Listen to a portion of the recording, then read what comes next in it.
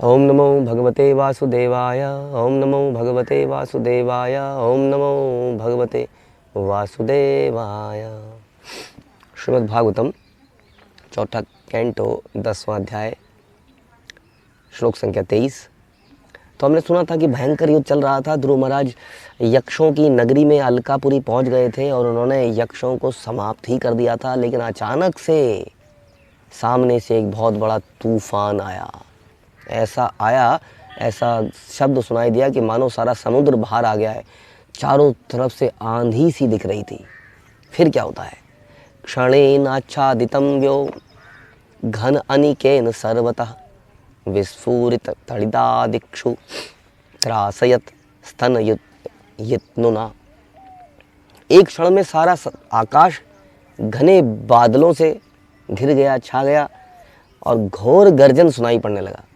हाँ, घोर कड़कड़ कड़कड़ कड़कड़ कड़कड़ कड़कड़ कड़कड़ कड़कड़। बहुत ज़्यादा अगर आकाश में ऐसी गर्जना होती है तो भय लगने लगता है। एकदम से बिजली चमकने लगी, भीषण वर्षा होने लगी, भयंकर वर्षा होने लगी। अब वर्षा भी, अब देखिए आपने सारा तीर वीर लगा रखे हैं, पूरा सेट कर रखा है। अब बारिश में भीग जाना, उसमें आधी चीज़ें खराब हो जाती हैं।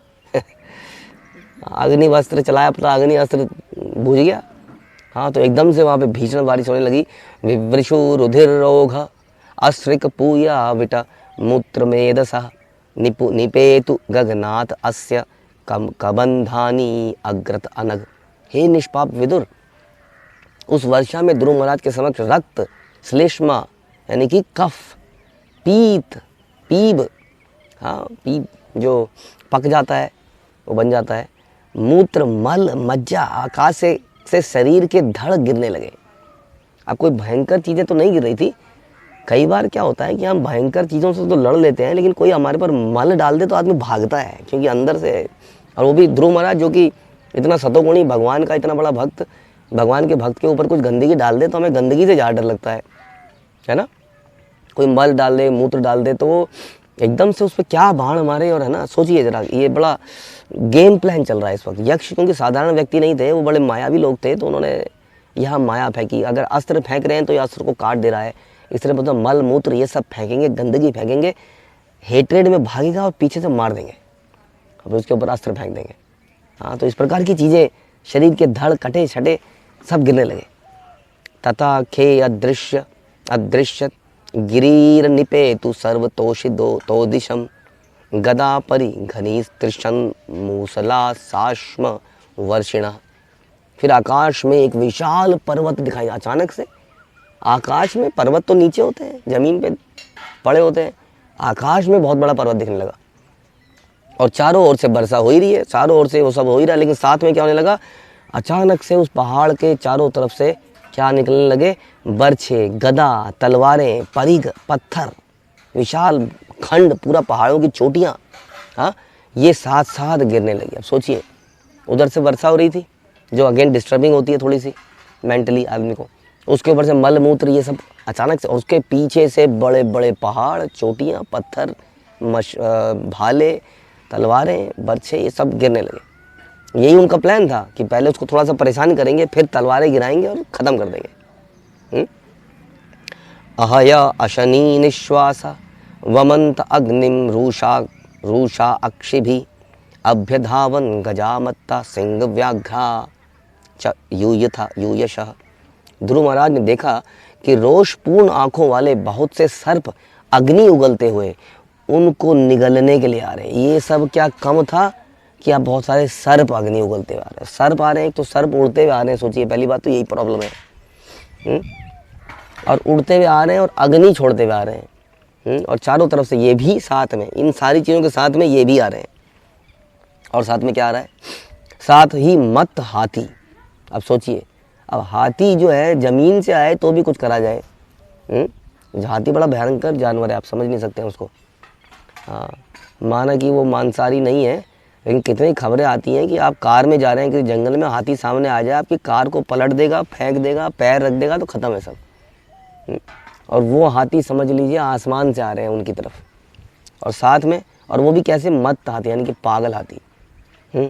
और सिंह, बाघ, इनका झुंड आ रहा है एक साथ। समझ लीजिए बहुत सारे बाघ ध्रुव महाराज को खाने के लिए भागते हुए उड़ते हुए आ रहे हैं, बाघ और सिंह।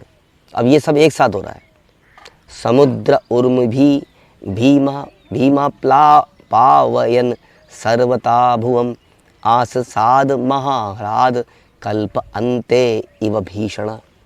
आप सुनिए फिर, समस्त जगत के लिए प्रलय काल के समान, जैसे प्रलय के समय होता है, भयानक समुद्र अपनी उताल तरंगों तथा भीषण गर्जना के साथ उनके सामने आ गया। आप बताइए, अब समुद्र तो वहाँ नहीं था। अब कभी आपने अगर समुद्र के किनारे में खड़ा होकर देखा होगा तो हम लोग समुद्र के सामने एक डॉट भी नहीं है। अगर वो समुद्र बाहर निकले तो हमारा क्या होगा सोच लीजिए। अब पूरा समुद्र ही अगर आने लगे हमारे ऊपर, वो भी कैसा समुद्र, जैसा कि प्रलय काल में। प्रलय काल में आप जानते हैं कि पृथ्वी में अधिकतर जगह में समुद्र ही है। अगर ये समुद्र बाहर निकला है तो पृथ्वी 2 सेकंड में प्रलय, और यही प्रलय के समय होता है। ये समुद्र का पानी समझ लीजिए बाहर आया, पूरी संसार पानी के अंदर डूब गया। तो इस प्रकार का समुद्र जो है अपनी तरंगों, ऊंची ऊंची तरंगों से भीषण गर्जना के साथ उनके सामने आ रहा है। एवं विधानि अनेकानि त्रासानि अमन शिवनाम शिस्रजु तिग्म गतया आसूर्या माया असुरा। असुर यक्ष स्वभाव से अत्यंत क्रूर होते हैं और अपनी आसुरी माया से वे अल्प ज्ञानियों को डराने वाले अनेक कौतुक कर सकते हैं। जैसे हम बता रहे थे, यार उनके पास बहुत सारी मायावी शक्तियाँ होती हैं जो कि वो यहाँ पर प्रयोग में ला रहे हैं। तो आम आदमी तो डर के मारे हार्ट अटैक से ही मर जाए। उसके बाद वो चीज़ें जो आ रही थी, जो आपने सुनी इतनी सारी, तो एक आम आदमी के लिए इनटॉलरेबल है। ध्रुवे प्रयुक्ताम सुरेस्ताम मायामति दुस्तराम निशम्य तस्य मुनयः समाशंसम समागता। जब मुनियों ने सुना कि ध्रुव महाराज असुरों की मायावी युक्तियों से पराजित हो गए हैं, अब मुनियों ने सुना कि ध्रुव महाराज के ऊपर ये सारा समुद्र, ये सारे भाले, ये सारे तलवारें, सिंह, हाथी, सांप सब आ रहे हैं, तो खत्म हो गया मामला। अब तो मुनियों ने सुना तो वे उनकी मंगल कामना के लिए तुरंत वहाँ एकत्र हो गए। ये होता है, भगवान के भक्त की हर कोई रक्षा करता है। भगवान का सुदर्शन उनकी रक्षा करता है, क्योंकि भगवान ही उनकी रक्षा कर रहे होते हैं। इसलिए भगवान के भक्त को टोटल डिपेंडेंट होना चाहिए भगवान के ऊपर। उसे किसी भी अवस्था में भयभीत नहीं होना चाहिए। रक्षत्यतीत विश्वास हो, ऐसा हमें पालन करना चाहिए कि भगवान अवश्य रक्षा करेंगे। जैसा ध्रुव महाराज ने कभी भी भयभीत नहीं हुए। अपने पिताजी के इतने सारे जुल्मों से उनके साथ भी यही सब चीज़ें हुई थी। आप जानते ही हैं कैसे उन्हें सांपों के बीच में डाल दिया गया, कैसे उन्हें पागल हाथी के नीचे डाल दिया गया। तो ये सब चीज़ें समुद्र में फेंक दिया गया, नदी में फेंक दिया गया, ये सब चीज़ें उनके साथ भी हुई थी। लेकिन वो फिर भी अपने पिताजी के घर में वापस आते थे बच बचा के। वो भयभीत होकर भागे नहीं, भैया जान बचाओ, हाँ, क्योंकि उन्हें भगवान पर विश्वास था।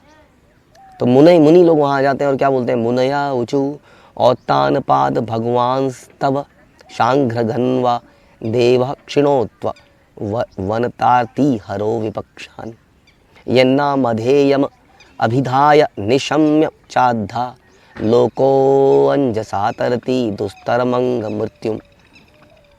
सभी मुनियों ने कहा कि हे उत्थानपाद के पुत्र ध्रुव, अपने भक्तों के क्लेशों को हरने वाले शांग्र धनवा श्री भगवान आपके शत्रुओं का संहार करें।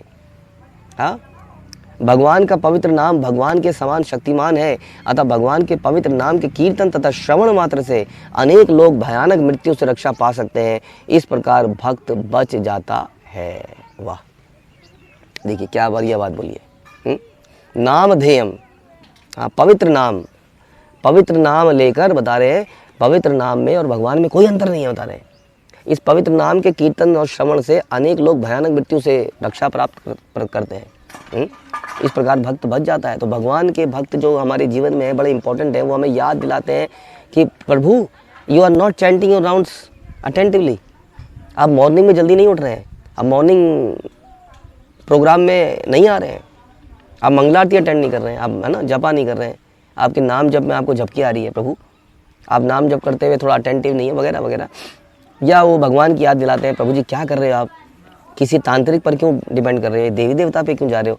तो भक्त लोग हमें शक्ति प्रदान करते हैं। इसलिए भक्तों के संग में रहना, क्योंकि हम लोग कमज़ोर हैं। जीवन में संकट आने पर हम टूट जाते हैं। ऐसे में भगवान याद नहीं आते हैं। भगवान के भक्त हमें अंतिम समय में भी भगवान याद दिलाते हैं। It is very important. Bharat Maharaj, Rishabh Dev के पुत्र भरत, वो मृत्यु के समय भगवान को याद नहीं कर पाए। पूरे जीवन उन्होंने भगवान को याद किया, because there was no association और डिवोटीज। अगर वहाँ पर भक्त होते तो भगवान के ध्रुव महाराज, उसके भरत महाराज के कान में लोग बोलते हरे कृष्णा, और वो भगवान के धाम चले जाते। लेकिन कोई बताने वाला नहीं था, तो उनके दिमाग में वो हिरण था, तो हिरण बन गए। इस प्रकार भगवान के भक्त हमारे जीवन में बड़े ज़रूर है। ये संकट के समय कुछ और नहीं करते, ये आपको पैसा नहीं देंगे। डोंट थिंक कि भक्त लोग मुझे मजबूरी में समय आने पर मुझे कुछ लक्ष्मी दे देंगे, भक्त लोग मेरी नौकरी लगा देंगे, भक्त लोग मुझे हॉस्पिटल में ले जाएंगे। नहीं, भक्त लोग मुझे भगवान को याद दिलाएंगे। इसी कन्फ्यूज़न में लोग आते हैं और फिर छोड़ के चले जाते हैं, भक्तों ने मेरी मदद नहीं करी।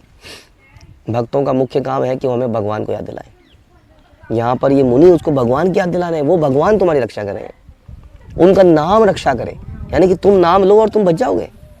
हाँ, this is the important instruction of role of devotees in our life. जब ध्रुव महाराज यक्षों की मायावी युक्तियों से मन में अत्यंत विक्षुब्ध हो गए, बड़े डर गए थे, परेशान हो गए थे, बड़े बड़े ऋषि आए। श्री भगवान द्वारा भक्त की सदा रक्षा होती है। उन्हीं की प्रेरणा से ध्रुव महाराज को प्रोत्साहित करने के लिए वहाँ पर वो आए। हाँ, ये भक्त हमारे जीवन में भगवान द्वारा ही भेजे जाते हैं, लेकिन हम उसको आइडेंटिफाई नहीं कर पाते।